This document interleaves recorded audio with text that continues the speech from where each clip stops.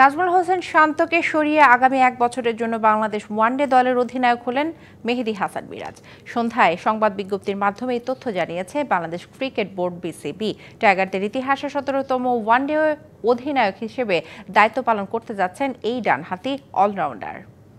1 থেকে 9 নম্বর পর্যন্ত যে কোনো পজিশনে ব্যাট করা, যে কোনো ফরম্যাটে বল করা, সব জায়গাতেই আপনি সফল। আসলে মিরাজের আর কি প্রমাণ করার বাকি আছে ইন্টারন্যাশনাল ক্রিকেটে? না, প্রমাণ অনেক করতে হবে। আপনার পারফর্মের চেয়ে বেশি এটা পারফর্ম অলওয়েজ করতে হবে, এবং পারফরমেন্সে প্রত্যেকটা প্লেয়ারের শক্তি। এখনো অনেক পথ বাকি, এখনো প্রমাণের বাকি অনেক।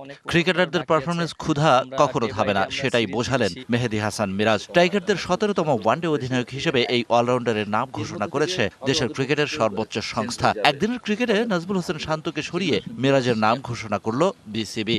ক্যাপ্টেন্সির ব্যাপারটা, ক্যাপ্টেন্সি এটা সম্পূর্ণ বোর্ডের ডিসিশন, কারণ এটা তো 1-2 জনের ডিসিশন হয় না, এটা ক্রিকেট বোর্ডে যারা আছে তারা ভালো বলতে পারে। নেতৃত্বের ভারে নুয়ে পড়েছেন নাজমুল হোসেন শান্ত।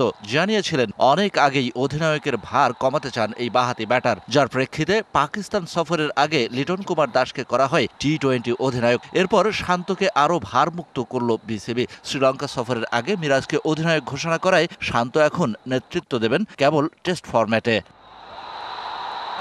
পরবর্তী 1 বছরের জন্য টাইগার ওয়ানডে স্কোয়াডকে নেতৃত্ব দেবেন মিরাজ। বয়সভিত্তিক থেকে ঘরোয়া লিগ, ফ্র্যাঞ্চাইজি লিগে অধিনায়কত্ব করার অভিজ্ঞতাও আছে মিরাজের। অভিজ্ঞতা আছে ওয়ানডে জাতীয় দলকে নেতৃত্ব দেওয়ারও। নাজমুল হোসেন শান্তর পরিবর্তে 4 ম্যাচে টাইগারদের মাঠে নেতৃত্ব দিয়েছেন এই ডানহাতি অলরাউন্ডার।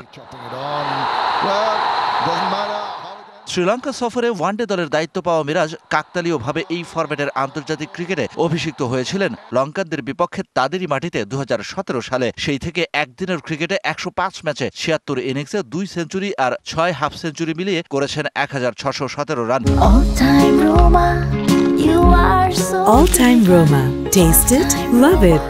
বহুবার খাদের কিনারা থেকে দলকে টেনে তোলা মিরাজ ব্যাট করতে পারেন ওপেনিং থেকে শুরু করে যে কোনো পজিশনে।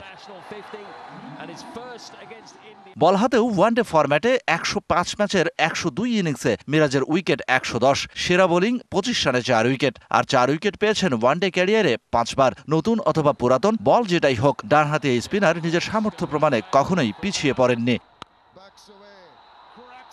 টেস্টে 53 ম্যাচের 96 ইনিংসে করেছেন 2068 রান, উইকেট নিয়েছেন 205টা। 31 টি-20তে করেছেন 378 রান। মিরাজ উইকেট নিয়েছেন 16টা।